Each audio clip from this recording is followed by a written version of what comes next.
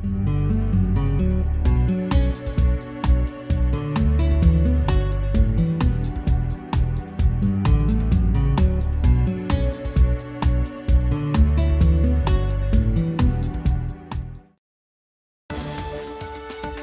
town of Plainville. Established in 1721 at the geographical center of Connecticut.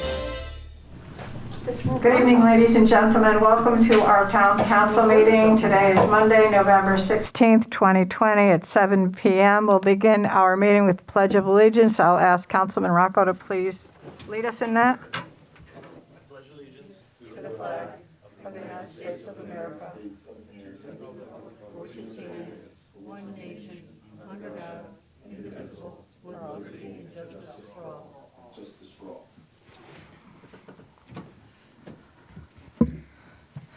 Thank you very much. We don't have any presentations on our agenda this evening, but I would like to begin with a few remarks recognizing the passing of one of our retired police officers, Charles Chick Smedick. Chick passed away over the weekend. He had retired from the town of Plainville after 30 years of service in 2012. Just a little bit about Chick's service to the town. He was on our Plainville Fire Department from 1975 to 1981. He became a supernumerary police officer in 1981 and was hired as a full-time police officer in 1983. The area of work that he pretty much specialized in was administrative sergeant. He worked with DUI along with serious fatal accident and investigations along with whatever else was required. When he was not only a dedicated police officer to the town of Plainville, but he was also a tremendous volunteer in a lot of townwide activities. He organized and ran the Police Athletic League basketball league for many, many years. My boys participated in that, and he was at every game every Saturday at the high school, making sure all the young boys and girls were able to participate and enjoy that time. He was also an organizer and a participant of the downtown block party, which went on for several years. So Chick was definitely someone great many people knew. He is a lifelong resident of Plainville. I would like to extend my personal sympathies to his wife, Barbara, and his two sons, Nick and Jeff. I know that he is going to be missed. He has made a tremendous positive impact on the town of Plainville, and we'll certainly keep him in our thoughts in the coming days and weeks, and certainly here to support his family. So if you don't mind, I would ask for a moment of silence from everybody in memory of Chick Smedick.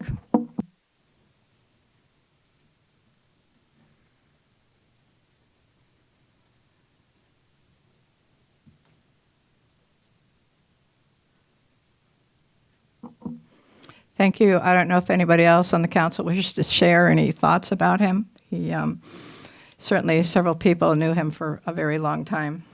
Madam Chair? Yes, Mr. Nazzo. I had the great pleasure of running afoul of Chick Smedick when I was about 11 or 12 years old with a slingshot. And man, he had me confess to just about everything I had ever done wrong in my life. And I wasn't a big fan of his most of my adolescent years, but I got to know him quite well as an adult. We worked together at the funeral home.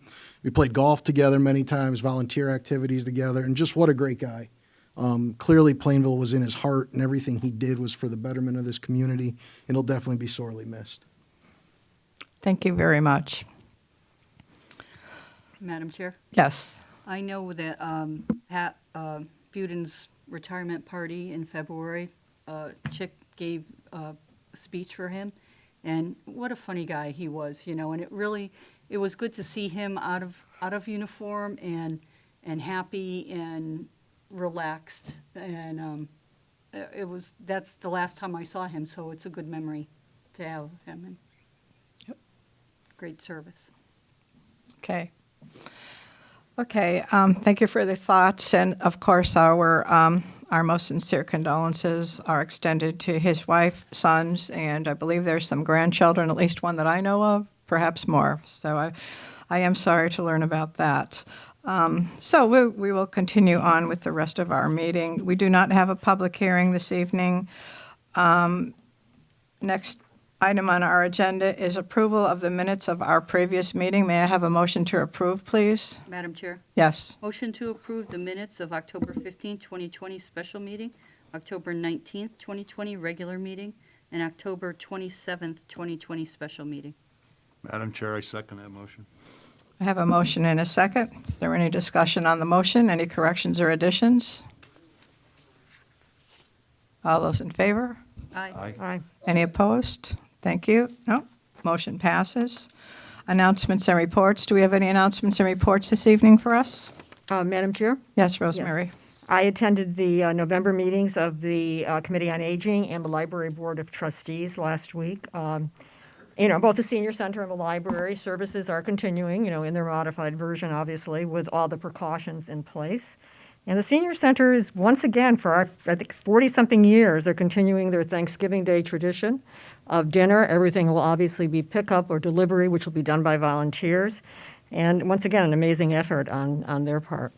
The other thing, I'd like to say, Madam Chair, is maybe just we could all give a thank you to the town clerk, the registrars of voters, their staffs, and all the people that worked for the election at the polls or in other capacities. Just a big thank you for a job well done. It was a big job, a lot of new things, and really appreciate how smoothly things apparently went in Plainville. I think that's a wonderful idea. There were circumstances that had not ever been present before for all the folks that work for the registrars and the folks that were at the polls that day. So, and amid all the precautions that had to be taken in light of COVID, yes, thank you for bringing that up. And that would be great if we could send Robert a letter of thanks from the council for all the hard work that they did in preparing and making sure our election, at least locally, went smoothly. I hadn't heard of any issues or difficulties that I was aware of. So, congratulations to all of those that made it happen. Certainly a big step. Carol, too. Mm-hmm. Carol back there. You're all part of this. Thank you for that, Rosemary. You're welcome. Okay. Does anybody else have anything to report? I just have I zoomed in on the last Board of Education meeting, and they had a lot to discuss about a number of things, but one item that they did discuss had to do with snow days and how they're going to be handled this year. And they also spoke about the graduation day. Number of towns are doing a lot of different things regarding snow days this year, being that in the past, of course, when the snow day was called, nobody went into the nobody went to school, and it was a day that wasn't anything to do with educating children. However, now that we have the capability of distance learning, a number of communities are no longer going to be having snow days in the traditional sense, whereas students, if they're home, and faculty will be logging on and carrying on in their normal day-to-day learning environment, but it would be remotely. So superintendent actually did an interesting thing. He took a poll and put it out there if you would like to continue on the traditional method of snow days, which means it adds on at the end of the school year, or if you would prefer to have a hybrid day where you would the children would log in and it wouldn't be an absent day from school, and they would get out of school earlier. And so there was a mixed reception to that, about how to handle this. And the compromise made, I thought, was a good one, after reading all that he had participated in. So the compromise is there will be one regular snow day, meaning the traditional snow day, the first one, I guess, that school is no longer going to be physically in session will be considered a snow day. Any days thereafter, they will be expected to log into their devices and continue on learning in that remote capacity. So it's a bit of a compromise. So at this point in time, June 10th is considered to be the last day of school, and that is graduation day. If there are any snow days, that one snow day any days that have to be made up will come thereafter. So there's 468 students right now that are in home remote learning across the district. And again, if as the snow days, if they accumulate, that's how it's going to be handled. I think it's a good compromise. Everybody gets one day, including staff and the children, but thereafter, it'll be expected they will be logging in remotely as they had done from March on through the end of the year. So I thought it was something to share that would be interesting for everybody to know about. Other than that's all I had from my reports. If there are no other announcements or reports right now, we'll move along. We have some appointments and resignations to take care of. Madam Chair, Yes. motion to accept with regret the resignation of Brian Oulette from the Zoning Board of Appeals. I have a motion and a second. Any discussion? All those in favor? Aye. Any opposed? Thank you. Madam Chair, Yes. motion to accept with regret the resignation of Jamie Ritchie from the Zoning Board of Appeals. Second. I have a motion and a second. Any discussion on the motion? All those in favor? Aye. Any opposed? Thank you. Madam Chair, Yes. motion to accept with regret the resignation of Robert Massolero from the Zoning Board of Appeals. Second.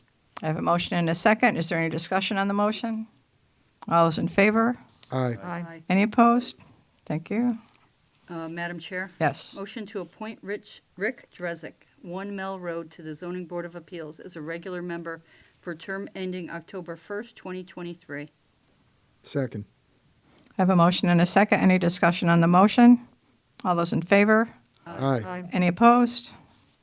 Thank you. Madam Chair, Yes. motion to appoint Paul Martin, 93 Trimble Avenue, to the Inland Wetlands Commission for the term ending January 7th, 2022. Second. I have a motion and a second. Any discussion on that motion? All those in favor? Aye. Any opposed? Thank you. Number 3. Madam Chair, Yes. motion to appoint Jennifer Dahlstrom, 5 Dominic Court, to Recycling and Solid Waste Commission for term ending February 1st, 2022. Second. Motion and a second. Any discussion on that motion? All those in favor? Aye. Aye. Any opposed? Thank you. Madam Chair, Yes. motion to appoint Mark Riordan, 45 Chester Street, as a probationary firefighter. Second. I have a motion and a second. Any discussion on the motion? All those in favor? Aye. Aye. Any opposed? Thank you. Madam Chair, Yes. motion to remove Rick Mahoney as a probationary firefighter from the Plainville Fire Department. Second. I have a motion and a second. Any discussion on the motion? All those in favor? Aye. Any opposed? Thank you. Are there any other appointments or reappointments that are not recorded on our agenda this evening? Madam Chair, Yes. I just was wondering if we could send letters of thanks and gratitude to Brian Oulette, Jamie Ritchie, and Robert Massolero for their service on the boards, on the zoning board. Okay. Robert, would we do that, please? So we'll take care of that. Thank you very much. Anything else? Okay. All right, that takes care of the appointments and reappointments. Board of Education, I just gave you a little bit of an update. They have a lot going on, of course, as usual, but I thought that was kind of an interesting topic that they had to discuss and take care of, so. All right, report of the town attorney, Attorney Mastriani, hello. Good evening, Madam Chair. I do not have a report for tonight. Okay, thank you. Okay, moving on to the report of the town manager, Mr. Lee. One moment.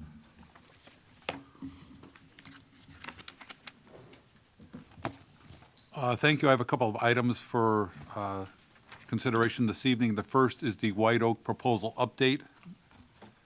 Town staff has requested Lorero to submit a scope of services to review the 2 proposals for the White Oak property. Some of the services to be provided would include in-depth evaluations of the program components of each proposal, including environmental considerations, determining the estimated tax and permit revenues, employment estimates, and potential traffic and parking requirements for each proposal. Additionally, Lorero would review the environmental impacts to the Pequabic River, determine the impact to the cost of remediation, detail the potential benefits to the surrounding downtown businesses, and discuss the potential demands for town services for each proposal. They would also review the potential timeline for each proposal and present the findings to the town council. Finally, Lorero would assist the town in drafting a memorandum of understanding with the preferred developer that would define the responsibilities of the town and the developer going forward, including specific milestone steps and a timetable for same. The cost to provide these services are $13,500 and would be covered utilizing the remaining state grant funds. The estimated timetable for the completion of their study is 4 weeks from when we give them authorization. The Planning and Zoning Commission has reviewed the 2 proposals, and their recommendation should be forthcoming in a couple of weeks. Town staff has also contacted Connecticut Main Street Center for their potential input. They offer municipalities a wide range of benefits and services to meet a variety of local community development and readiness levels. The Connecticut Main Street's mission is to, quote, to be a catalyst that ignites Connecticut's downtown as the cornerstone of thriving communities, unquote. The Economic Development Commission will be meeting with them to get some perspective on the 2 proposals as well and report back to the town council. The current schedule is to present the Lorero study, the P&Z and EDC recommendations at the January 4th town council meeting. If there's no questions, I'll move on to the next item or comments. I'll notify Lorero tomorrow to, that we're going to move forward with the study. Next item I have is the Farmington Canal Heritage Trail update. Scott Bushy from the Department of Transportation notified the town manager's office that they are considering the construction of a 53-space parking lot off Redstone Hill Road as part of Phase 1 of the Farmington Canal Heritage Trail in Plainville. He indicated that the trail has experienced heavy use in other communities and that users have parked in unauthorized areas such as businesses when accessing the trail. Mr. Bushy also has concerns about the trail visitors utilizing the existing parking at Norton Park. The DOT is currently considering a parking area on the Soli property. The entrance on the proposed parking lot would be just south of 184 Redstone Hill Road. According to preliminary plans, the closest home would be located approximately 180 feet from the parking lot, which would be screened from adjacent properties. There is currently an existing buffer of trees in the area as well. The next closest homes are located 325 plus feet from the parking lot as proposed. The parking lot would have a small covered area for users and would directly connect to the trail. The lot would be closed after dark.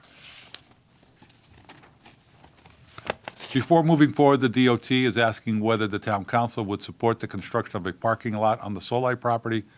Scott Bushy is anticipating that they will be ready to conduct a virtual public meeting on Phase 1 of the trail sometime in February.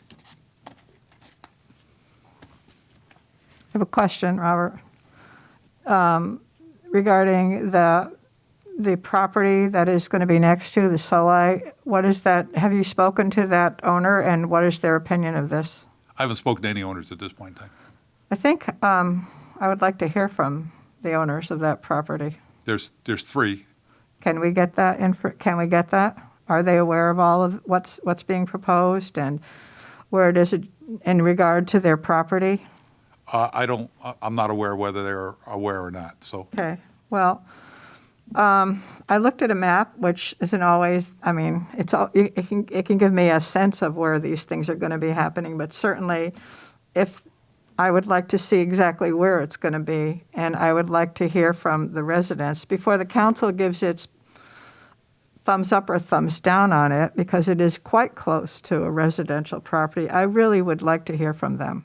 Okay. About that. Sure. And if there's any chance, we could either do not necessarily a walkthrough, but some kind of a better visual than what I'm looking at the map, and I know that it was designated there, but it might help me. I don't know if anybody else needs to do this to actually go over there and see where they're talking about. Sure, we can arrange. So, I don't know how the rest of the council feels about this, but I'm just not ready to give an okay to that right now. Does anybody else have any thoughts on that? Would you like some more information on it? Would you like to go have a look at it? Or Madam Chair? Yes. Yeah, I'm in agreement with you because I know that one of the properties, I mean, it's 180 feet from the back of the house, and I know my yard is 170 deep. So I know exactly, I mean, how close that is, to have a parking lot with the exhaust and all that. So I think it would be good to do a drive-through. I mean, you say there's trees there and, some sort of a buffer of woodland. So I think if we could see it, it would be helpful. Sure. No, Madam Chair? No, I think, that would be helpful as well. I have driven by it, so I'm aware of where the property is. I think I'm looking at the right property when I've driven by in terms of where it's going to go in from the road. Yep. But it's a little harder to get an image of when you actually get back Correct. there, so that would be helpful. Yeah, that's my issue. I looked at it and but I think when I actually see kind of where a better image of that will be helpful. And I also would like to know about the folks that live near where that's going to be happening. Sure. Anybody else? You're all okay with getting some more information on this? Thank you. I'm fine with that. Okay, the next Thanks. item. If there's nothing else on that I think subject? Christopher said he's good with it, so Okay. we're good. Thank you. Next item I have is the ClearGov update. Finance Director Rob Buden has begun implementing the ClearGov budget software package. He has submitted 5 years of audited, budgeted data, fiscal year 20 unaudited data, and fiscal year 21 to-date budget information. These years will be used for comparative purposes for the fiscal year 22 budget. Although there will be a learning curve for this new budgeting software package, preliminary experience suggests that it will be a more useful tool and a transparent system for both the town council, town staff, and interested citizens of Plainville. So we hope to have the town staff submit their budget requests through this new system and use it as we go through our budgeting process with the town council as well. Good. Next item I have is the school administrator's contract. At the October 19th meeting, the town council was notified of a newly negotiated contract between the Plainville Association of School Administrators and the Plainville Board of Education. The contract is for a one-year period beginning July 1st, 2021 through June 30th, 2022. The agreement calls for a 2% wage increase with a step increase and includes a $500 increase to their tax-sheltered annuity. There would be no change to the premium cost share for health insurance, which currently stands at 19% contribution by the employees. The town council has 30 days to accept, reject, or do nothing with regards to the one-year contract. There is an item under new business regarding possible action by the town council.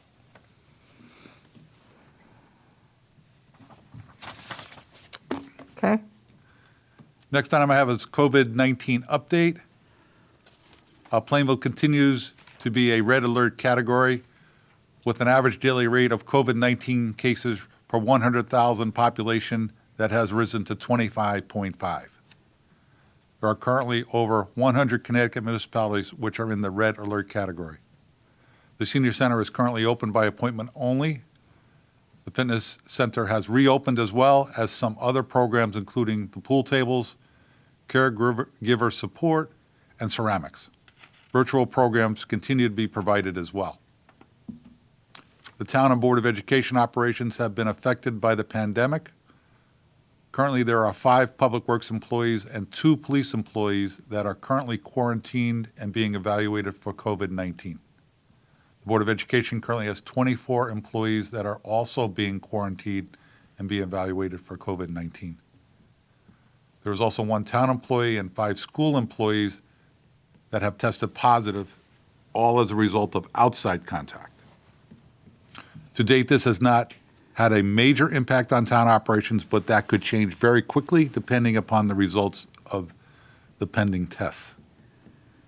Town staff will continue to work with Regional Health Director Shane Lockwood to monitor the COVID-19 pandemic and make any necessary adjustments to municipal building access, as well as town staff and community safety protocols. The next item I have is the financial dashboard, and we can go through that. I know it was included in your meeting information package was also put on the town website, and this would be for the period ending October 31st, 2020.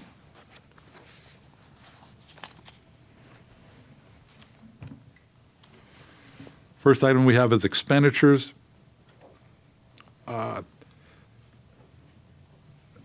The expenditures,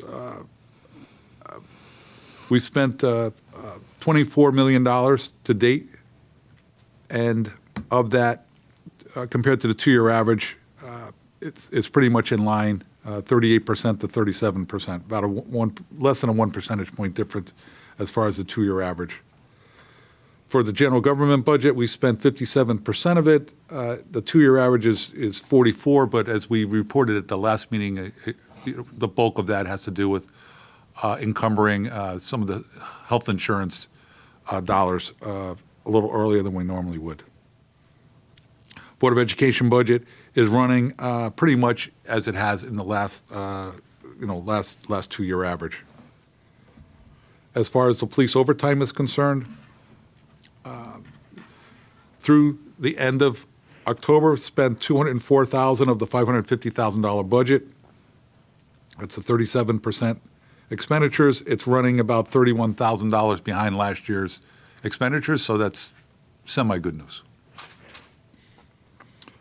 With the roadways OT, that is running at $32,000. Two-year average is about $19,000, and as we reported, that has been running a little bit ahead of schedule due to the roadways program, as well as some of the storm that we had in August as well. Some of that may be reimbursed, remains to be seen.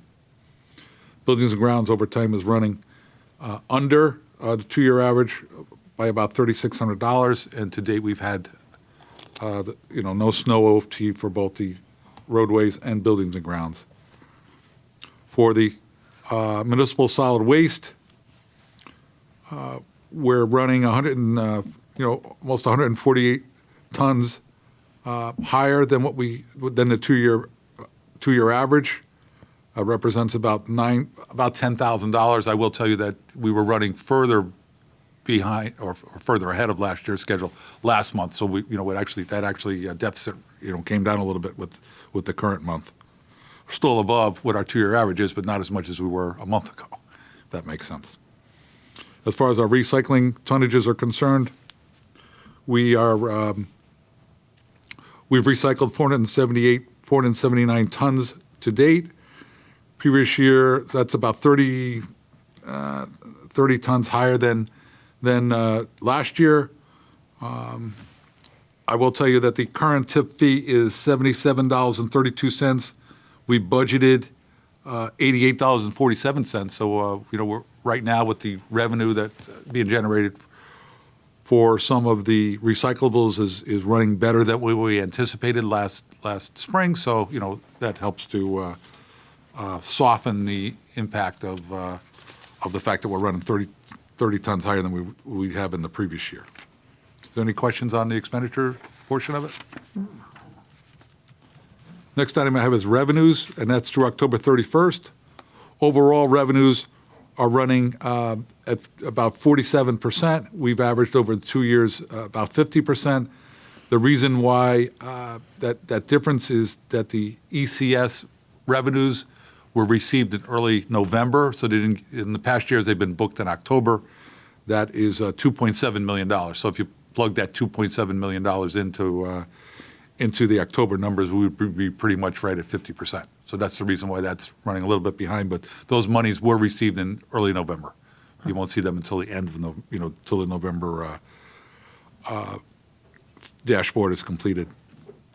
On current taxes, we've received 58%, a little bit over 58% to date, or as of October 31st, and that's a little bit above the two-year average. You may recall that we were running behind on current taxes, last month, but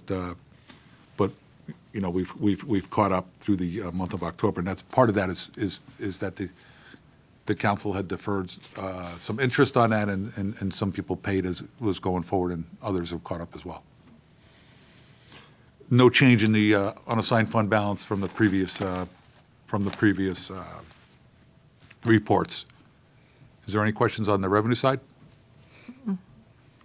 Okay, now we have special funds. Recreation fund, both on the expenditure and the revenue side, not surprisingly, is running behind in both areas because, basically recreation, most of the recreation programs have been on hold.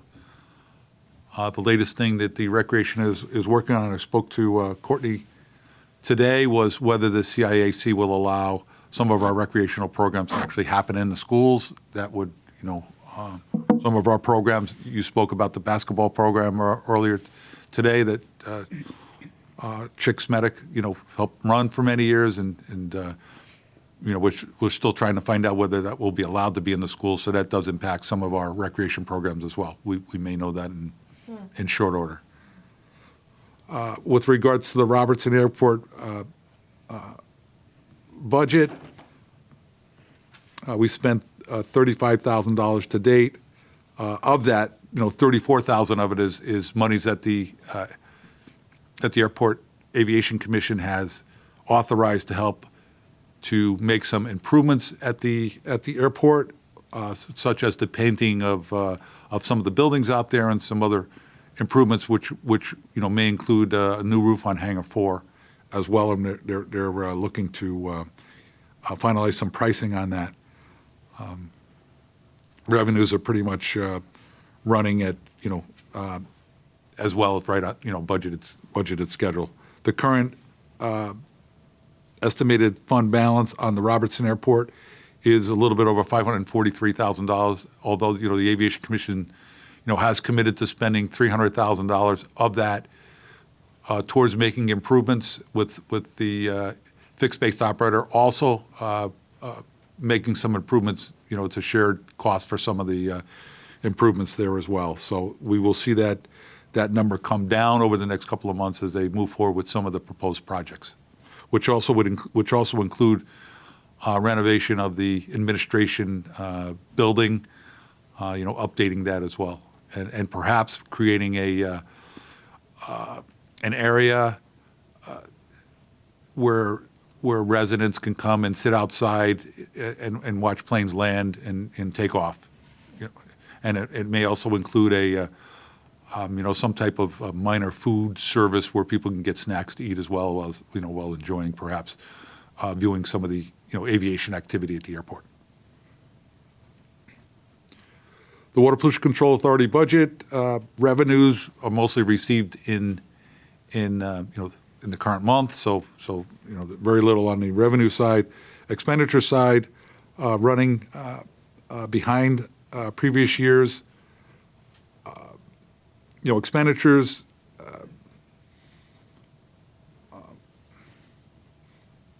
part of that is they make a, excuse me, the water pollution control budget reimburses the town for some of the costs associated with the employees, and that quarterly payment has not been made yet to the town. So we expect to be somewhere, close to what the 2-year average is as far as expenditures are concerned. The library budget expenditures are running pretty much, a little bit behind in terms of previous years.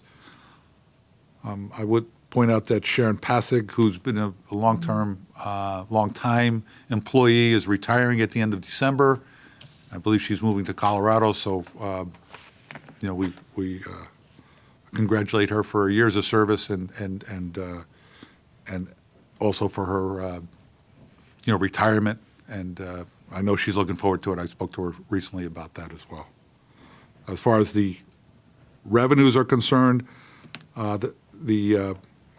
it's running behind the 2-year average, and that's mainly because the town has not transferred our quarterly payment into their onto their revenue side. So that I think that's been done in November. So those numbers will catch up. Hopefully, we expect to see that much closer to the 2-year average once we get done with the November dashboard. That's why I make some of those notes there. So if it helps council. Helpful. Yeah. Yeah. Visually helps. Helps me as well not to have to remember it so as much. Is there any questions about the individual at least these special budgets? What's that, I guess?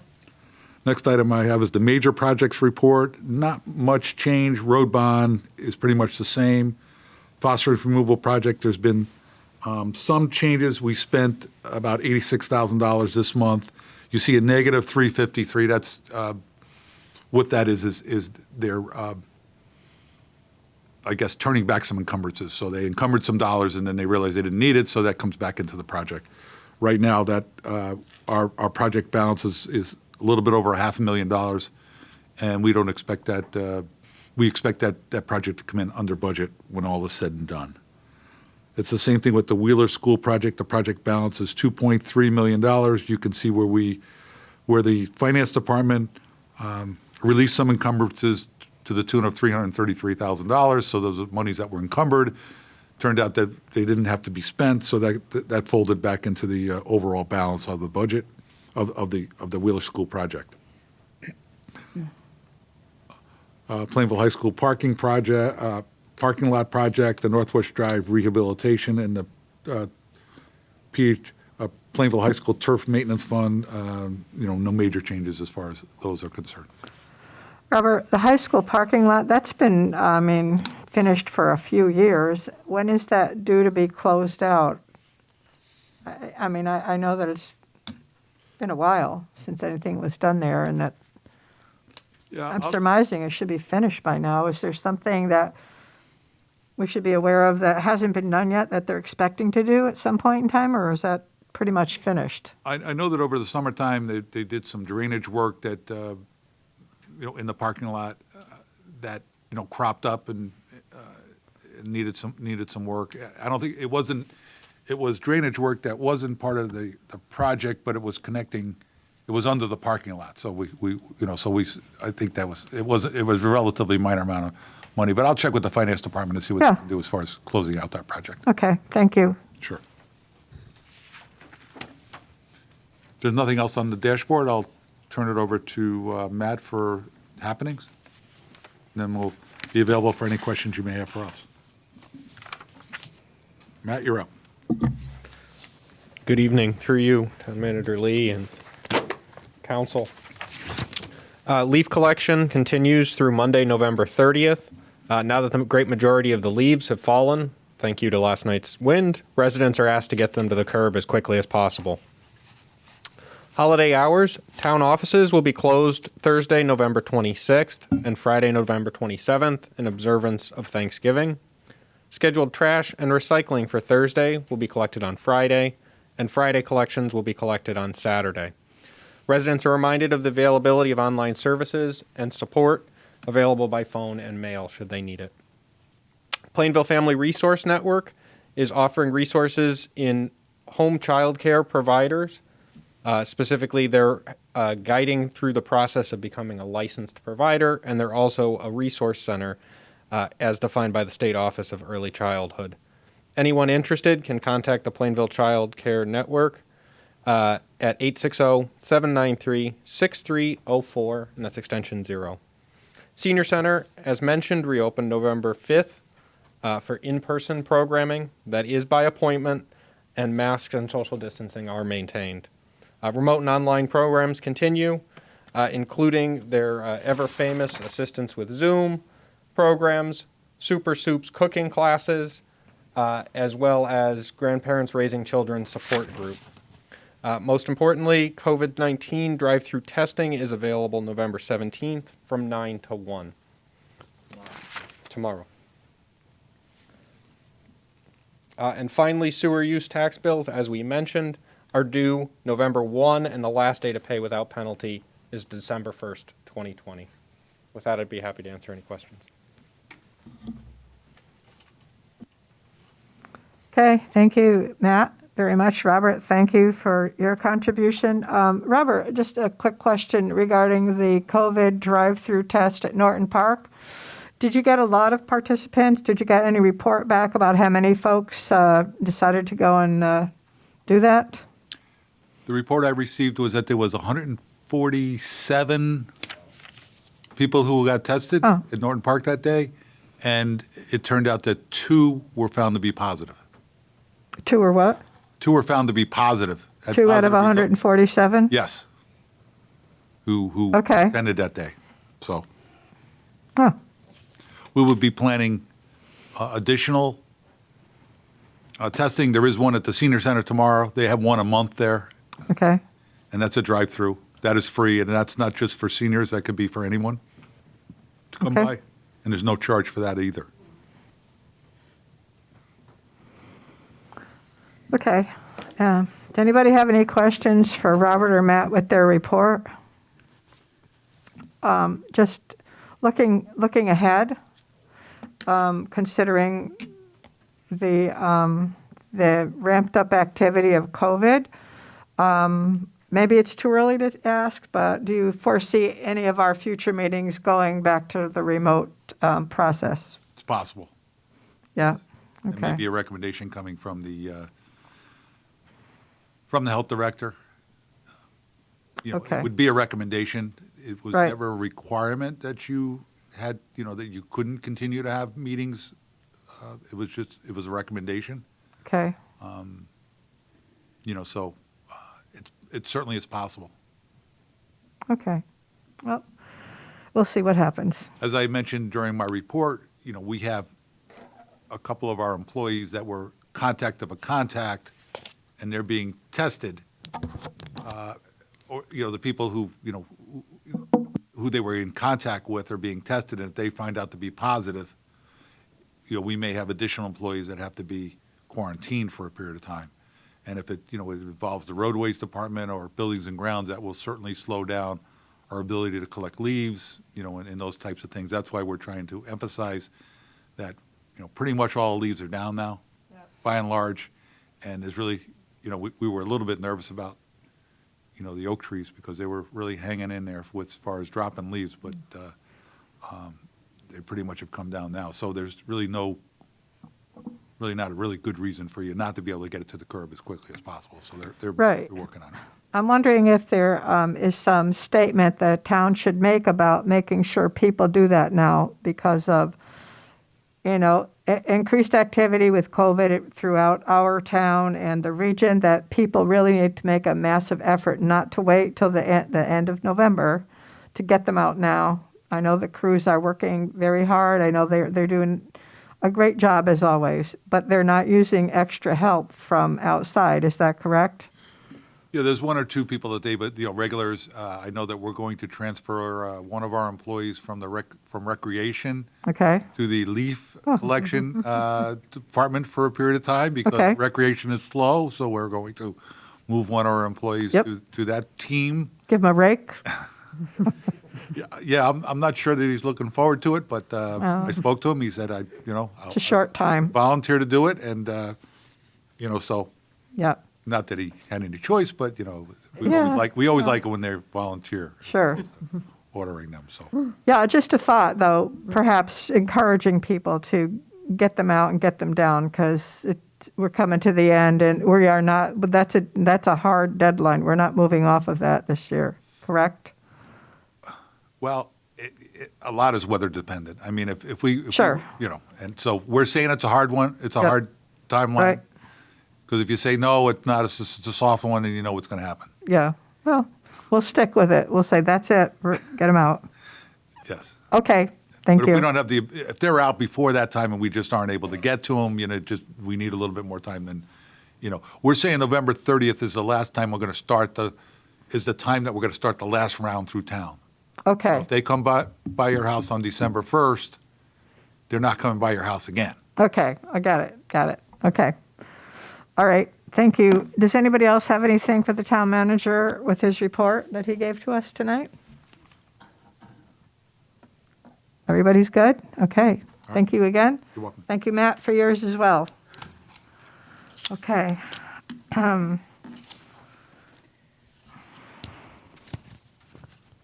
Take my glasses off. So now we are in our public comment portion of our meeting. During this time, we welcome the public to come to the podium. The podium is actually that microphone in the middle of the walkway over there. We ask that you state your name and address, and you will be given 3 minutes to speak to the council. I have a gentleman that signed up already, Mr. Chris Hart, and so you would be first, sir. So if you could step to the microphone. Good evening.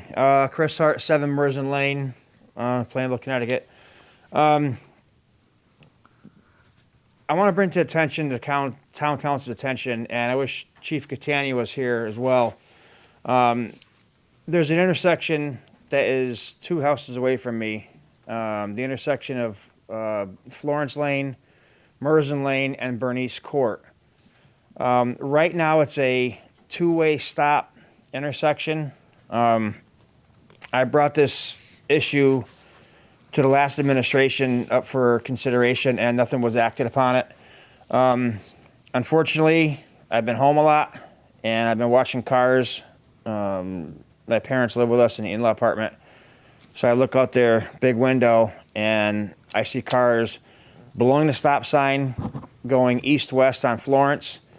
I see cars coming down by my house, doing well over the 25-mile posted speed limit, and they continue right on to Maxine Road. It's a T-bone at Maxine. You got to go left or right. I know the police department has been monitoring the intersection of Maxine and Bernice. I actually happened to talk to our new traffic cop. I don't know where his name. I caught him in the neighborhood, and I said, hey, can you keep an eye out on this intersection? 2 administrations ago in this town, they were actually waiting for something to happen before they did anything. And I think that was kind of wrong to think that way. Now we have a lot more drivers on their cell phones, not paying attention. Case in point, I was backing out of my driveway. It was early this spring. And people come down Bel Air, and they take a left-hand turn, and they fly right by my house. I was backing out of my driveway, and the girl blew her horn and went around me. As I was backing out, there was nobody coming. But this car has been persistently exceeding speed limits. I don't need to go into semantics about who it is or anything like that, but I want to push the council to see some kind of study. I don't know if it goes through roadways department. I don't know if it goes through some kind of town government to make that intersection a 4-way stop sign. I have maps of the area. I'm not sure if I can hand them out tonight because of this whole thing going on, depicting the current stop sign and the proposed stop sign. One's in red, one's in green. I can submit those if you like. But I think this is becoming a greater concern now that I'm actually more cognizant of the traffic going through. Now we had kids back in school. My next door neighbor has a couple children, and they're outside, playing, and I hate to see anybody get hurt. Sure. Where does this go? Is me coming to you enough, or do I have to go to another committee to present this? No, we will confer with the town manager. The town manager is actually the traffic officer, a traffic authority for the town. So give us a little bit of time to talk and most certainly get back to you. Would you guys like the maps, or? Sure. Okay. Yep. Again, it's a safety of concern of mine as well as a lot of other people. Okay. These maps are showing facing going north. Okay. East-west is Florence. North-south is Merzen and Bernice. Thank you. Thank you. We will. You'll get a response. I can't give you an exact timeline, but you will get a response. Oh, that's fine. Thank you very much for your consideration. You're welcome. Mr. Hart is the only the only person that's signed up. However, we invite anybody else in the public, if they wish to speak to the council, please step up to the microphone, state your name and address. You'll have 3 minutes to speak to the council.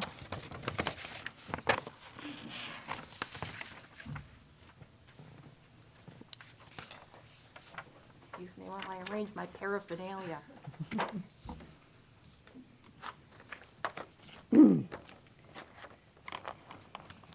My name is Carol Nicolucci. I live at 8 Condale Lane.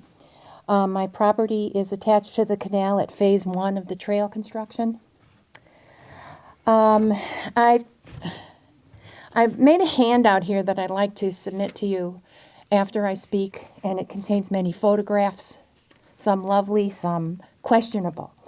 But I'd very much like for everyone to look at them, if you would. Below is, can you hear me all right? Yep. Below is only 1 out of 5 groups that I've witnessed and then photographed arriving from the towpath, crossing the canal, and entering my property to view the water falling from the spillway pipe. And I've included 2 lovely photos of how lovely that little waterfall is and how magnetic it is. There are 2 of them in the back. But it is a magnet, especially for teenagers. And again, my question is, what's going to happen when the real trail is there, if it's attracting people now without a trail? And how do they know it's there? The group below was photographed from my deck in back of my house, was photographed on March 11th, 2020. 4 other groups were seen by me, and 2 others photographed during the next 5 months. Stepping down, there could have been more that I haven't witnessed. I don't stand at my window with binoculars looking for people coming down from the towpath, but it's dangerous there. There's all kinds of fallen trees, fallen wood, stones, things sticking up out of the canal, playground balls, I mean, you name it. But the waterfall itself is beautiful when it's flowing. So it's a magnet. Inside the pipe, and it's the pictures on page 2, is what was a sign that was constructed by my next door neighbor, Joel Edmond. Hand cut, hand hewn, lettered, varnished, and it said troll hole on it. After I observed this group, the sign disappeared, presumably stolen. I looked down in the little pond in the water, it's not in the water. So add that on. It's my opinion that the spillway has become an interesting area attraction for visitors that has included trespassing onto my private property. And I had a set of parents and a child, I just need to say a few more things, come down from the towpath, cross in the water, cross onto my backyard to view the waterfall, and then proceeded to walk around in my backyard looking around. And I said, "Excuse me, may I help you?" And they said, "We're lost." So I had them walk up the side of my property to get back on the street. Where they're coming from, how they know it's there, is beyond me. A second group of adolescents came about a month after the first group, after the sign had disappeared. And I decided to go out and talk to them. After all my years of teaching, I can talk to teenagers. So I said to them, "Hi, how can I help you?"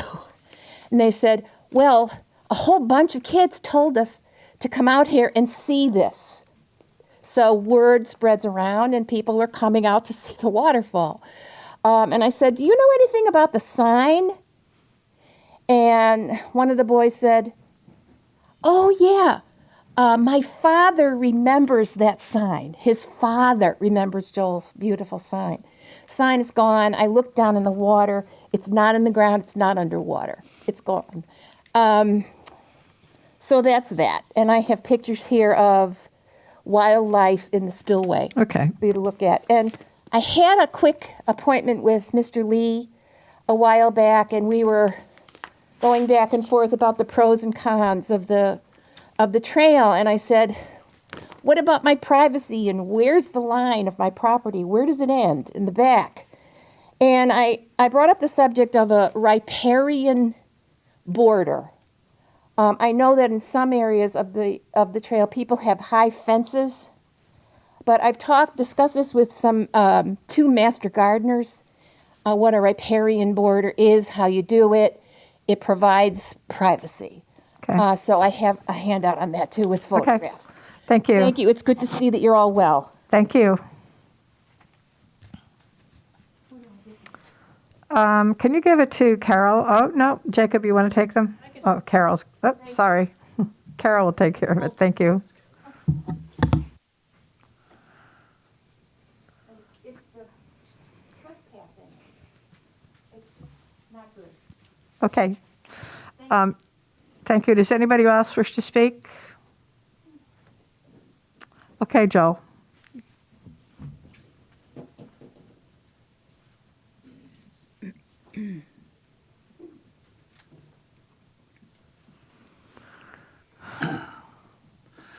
Edmund, Joel Edmund, 63 Hollyberry Lane. No rail, no trail, and no thank you. Greetings, everyone. I'm back. Unfortunately, my back is not back yet. I have been in a lot of pain for over a year. Medium pain for 6 years. What pains me the most is this rails to trails, but no rails, that is being considered to pass by my backyard. For 2 years now, I have been suggesting this trail will not be good for Plainville. By the way, thank you, Dr. Pettit, for my slogan spoken at one of the previous town meetings. I understand there were some snickering coming from up front, so I figure that maybe some council members do not support my feelings. I'm a United States veteran from the U.S. Navy during the Vietnam era. Grew up in Plainville, own real estate, and pay my taxes every year for the last 50 plus years. I resent Phase 1 for many, many reasons, which I have previously expressed for the last 2 years. Namely, it is proposed to be too close to the rear boundaries of my house and many others abutting the old Plainville Canal and towpath, some of which are, I would say, 50, I would guess it's probably only 50 feet from Carol's deck. Way too close, as well as Broad Street and Perrin Road. But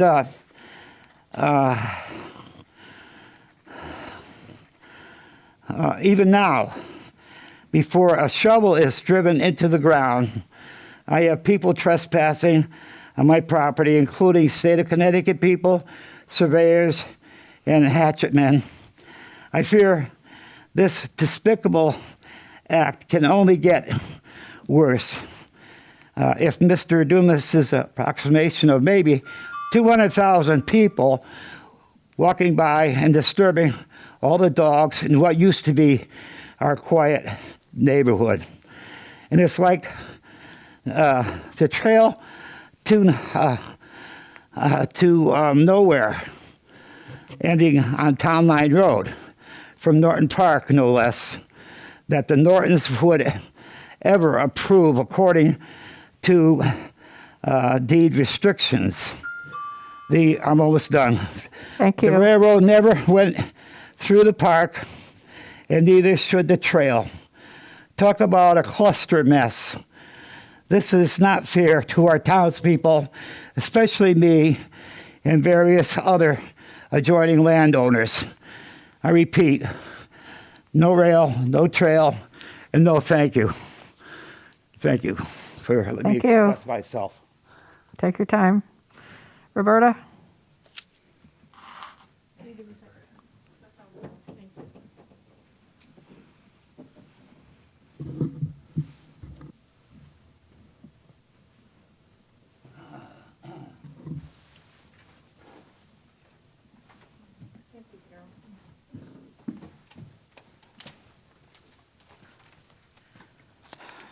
Roberta Loria, 18 Perrin Road. Find this evening quite interesting with the people that have talked previously. For this evening's minutes, I would like to first say that I oppose any trail that will be on, near, or next to any residential property in this town. During this evening's piece regarding Phase 1 of the trail, you were specifically talking about the parking lot and how it's so close to people's property and exhaust and possible buffers. One thing you haven't talked about that two people alluded to was safety for the residents that you're forcing this on. The last town council meeting, the town talked about spending $25,000 to make Cook Street safer for children to cross the street to go to and from school. I have a silly question, but more of a confused question, based on what's been going on here and what's been said this evening. When did the children of Cook Street become more important than the children in my neighborhood or the neighborhoods of these two individuals that we're being forced with this trail to have on us? When did the children crossing the street on Cook Street become more important than the bus stops, the school bus stops that these children are going to be using next to this trail? At a previous town council meeting, Scott Bushy gave a public comment section, a public presentation regarding the trail. During the course of that, a town council member who is no longer here, who left because he moved, specifically asked him the question, what about safety? There was a very long pause by this DOT individual, and his only response was, oh, they can call me. I find this to be very disturbing. And it's even more disturbing hearing what's going on with these individuals and the trespassing that's going on. And then you have another individual coming up here saying, oh, you know what? Administrations wait until there's a problem before they respond. That's just plain wrong. And you need to address that. There should be no trail in anybody's yard.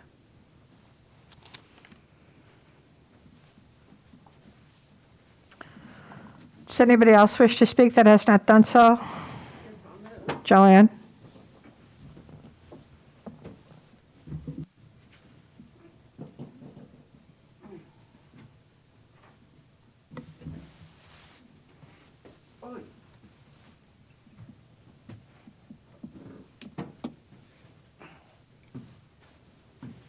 Joanne Edmond, 166 West Main Street. Well, as far as it looks to me, this trail business is that no matter what we say, it looks as though it's going to get shoved down our throats. Now, that is terrible in a little town like this, where people have to worry about a trail being in their backyard or their front yard, or like on Broad Street, if it goes up Broad. This alignment C is ridiculous. So as is alignment E. And Broad Street, you people are going to have to get rid, either side, whatever side the trail is going to be on, you're going to have to get rid of your parking, curbside parking. And you may find your telephone poles in your living room because they're going to move everything. And it's not right. And plus the fact that this stupid trail is going to cost the people of the town of Plainville money. It's going to be a budget line item, sure enough, and it's going to be for maintenance, repair, and police patrol. Because who else is going to pay for it but the taxpayer? And There's concerns when it's so close to people's backyards. It borders on some backyards. And who knows who's going to be walking down those trails? And what crime is... Look at the crime in some of the cities. It could happen like that. And speaking of crime, our election is one of the biggest crimes of all. 73 million people voted in a great president again for another 4-year term. And right now, because of corruption, I feel my vote has been compromised, as 73 million other people. And as far as I'm concerned, the word unite needs to be changed to the message of ignite, let's stand and fight. And it's also a good motto for standing and fighting the stupid trail. And that's it. Okay. Does anybody else wish to speak that has not done so tonight? I don't think there's anybody else here that hasn't spoken. No? Okay. All right. Thank you for your comments. We appreciate your contributions. I'll close the public comment section. Before I do that, though, I do have, the town council was given a document through our email, which was asked to be read this evening. I won't read the entire thing, but I will read excerpts of it, and this email is available if anybody wants to read the entire it in its entirety. This comes from Catherine LaBella, and she owns a property at 50 Pierce Street. She wrote regarding the pending White Oak proposals. It's her belief that it's important to consider the plan of development and conservation carefully as it impacts local neighborhoods before we make any decision on these proposals. Once again, residents of Pierce Street and surrounding areas are facing not only a trail being routed on the street, but traffic from approximately 160 apartments and a large medical building emptying out directly across the street without the impact being assessed. Pierce Street is already used as a cut-through to Broad.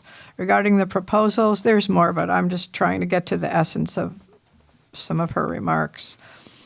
It's my belief that a construction company does not belong in downtown Plainville. The Amato proposal does little to enhance the downtown area and make it more vibrant. The downtown area has many residents and businesses that will be disturbed by 24-hour construction traffic coming and going.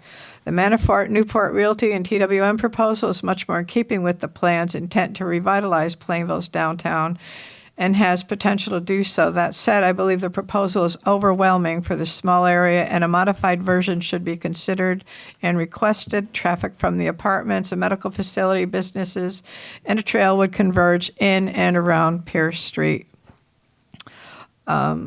As noted earlier, the potential impact on Pierce Street residents as well as other local residents should be included in any impact study. She also writes, it's also my belief there is not an appropriate location for yet another medical facility in town. The elimination of the medical building would allow the fire department's parking to remain. Additionally, she believes that the number of apartments and corresponding cars will add to congestion with traffic patterns and future trail traffic. Fewer apartments should be considered. She asked that this be read into the minutes. Again, I read not the entire version of it, but a condensed version of some of the highlights of Catherine's thoughts, and we do have this available as part of our record of our meeting tonight. So with that, I do now close the public comment section. Moving on, we do not have any old business. Onto the new business section of the agenda. Madam Chair? Yes. Motion to elect Kathy Puglisi as Town Council Chairperson for a 1-year term. I second that motion. I have a motion and a second. Any discussion on the motion? All those in favor? Aye. Aye. Any opposed? Thank you for your support. Item number 2. Madam Chair, motion to elect Deborah Tompkins as Town Council Vice Chairperson for a one-year term. I second that motion. I have a motion and a second. Any discussion on the motion? All those in favor? Aye. Any opposed? Thank you for your support. Congratulations, Deb. Same to you, Kathy. Okay. Item number 2, please. May I have a motion? Madam Chair, Yes. motion to accept the agreement between the Board of Education of the Town of Plainville, Connecticut and Plainville Association of School Administrators. Second. I have a motion and a second. Any discussion on that motion or what we're taking charge of? Robert, we got information about this earlier at our last meeting. The board has already approved this, or it comes to us back. I know it comes back and forth, so they're just waiting for us to either approve, reject, or let it sit. Yes, I'll let the superintendent know if this passes that the Okay. council has accepted it. Thank you. Any other comments? All those in favor? Aye. Aye. Any opposed? Thank you very much. Item number 3, please. Madam Chair, Yes. motion to approve the tax refunds is listed on the addendum. Second that motion. I have a motion and a second. Any discussion? All those in favor? Aye. Aye. Any opposed? All right. Do we have any other items of interest to discuss this evening? I do not. Okay. At this point, I would like to wish everybody a happy Thanksgiving. I certainly hope it's a healthy one, that you remain healthy, and you'll be able to perhaps gather with some of your families and stay well. So happy Thanksgiving to everybody. All right. Item number 13, executive session. May I have a motion, please? Madam Chair. Yes. Motion to move into executive session for a land acquisition matter and a personnel matter. Have a second? Second. Okay. All those in favor? Aye. Aye. Any opposed? Thank you.